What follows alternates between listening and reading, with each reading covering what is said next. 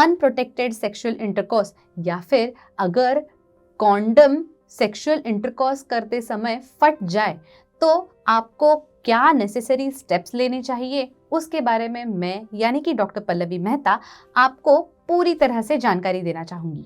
Intercourse अगर protection के बगैर हो गया है तो 5 चीजों का जरूर ख्याल रखें।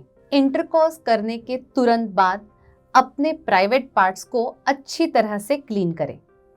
ये चीज दोनों पार्टनर्स को, मेल फीमेल दोनों पार्टनर्स को फॉलो करनी चाहिए। अब अगर आपको प्रेगनेंसी अवॉइड करनी है तो फीमेल पार्टनर को खास अपने प्राइवेट पार्ट्स को अच्छी तरह से क्लीन करना चाहिए।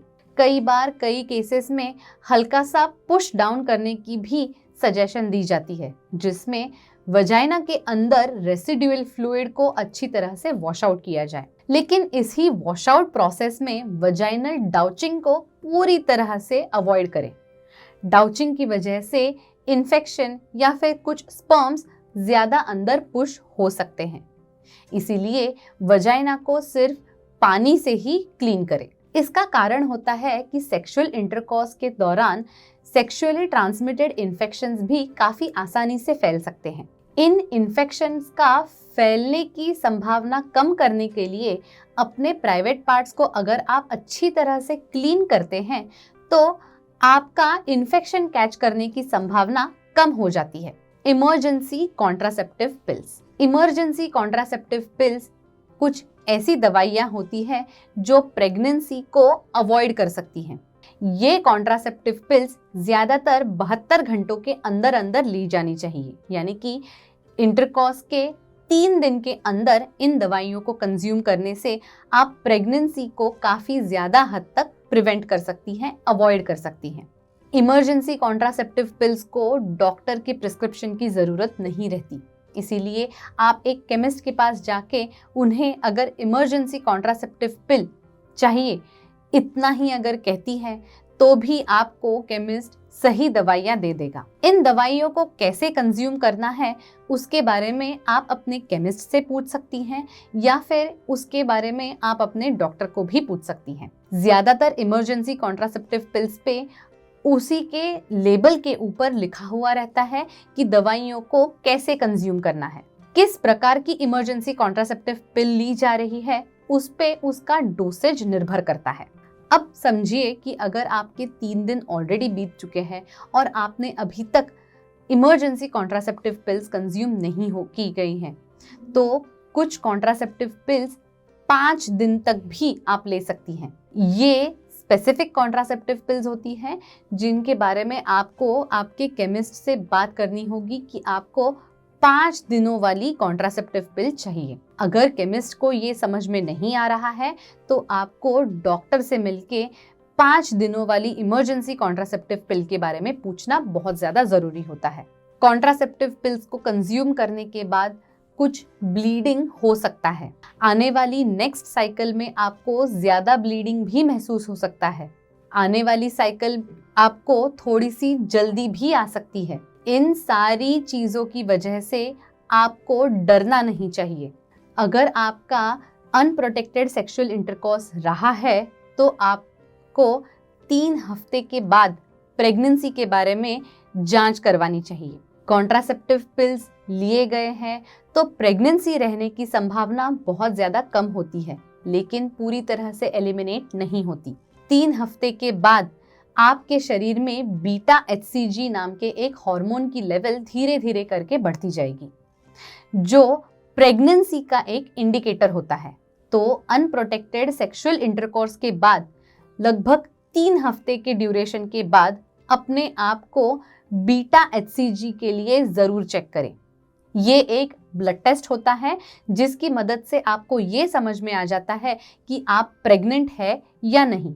अगर शरीर में बीटा HCG की लेवल बहुत ज्यादा हाई है तो उसका मतलब है आप प्रेग्नेंट हैं। अगर बीटा HCG की लेवल बहुत कम है, 0 to 10 है, तो उसका मतलब है प्रेगनेंसी नहीं है। अब आपका अनप्रोटेक्टेड सेक्सुअल इंटरकॉर्स तो हो गया है।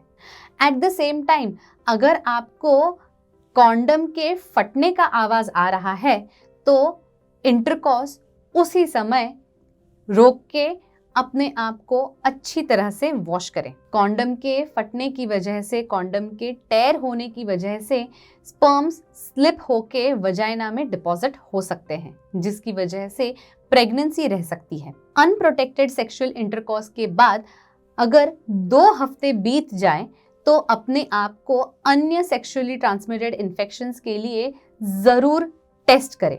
कुछ सेक्सुअली ट्रांसमिटेड इन्फेक्शन कैच करने के तुरंत बाद सिम्टम्स प्रेजेंट नहीं करते, लेकिन ज्यादातर इन्फेक्शन कैच करने के 2 हफ्ते बाद सिम्टम्स जरूर प्रेजेंट करते हैं। कोई भी अबनॉर्मल सिम्टम अगर आपको महसूस हो रहा हो, जैसे कि पेनफुल बर्निंग मिक्चुरेशन, यानी कि यूरिन पास करते समय बहुत ज्यादा जलन या बहुत ज्यादा दर्द होना, फीवर आ जाना, गले में दर्द होना, ऐसे कोई भी सिम्टम अगर आपको महसूस हो रहे हैं तो अपने डॉक्टर से अनप्रोटेक्टेड सेक्सुअल कांटेक्ट के बारे में जरूर इन्फॉर्म करें।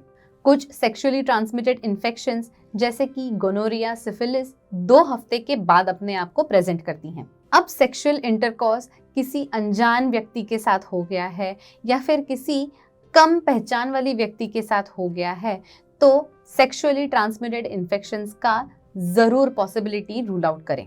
HIV जैसी बीमारी से भी अपने आप को बचाने के लिए PEP नाम का प्रोटोकॉल अब तुरंत शुरू कर सकते हैं, पोस्ट एक्सपोजर प्रोफाइलैक्सिस। ये कुछ प्रकार की दवाइयां होती हैं जिन्हें कंज्यूम करके आप अपने अंदर HIV होने की संभावना पूरी तरह से कम कर देते हैं।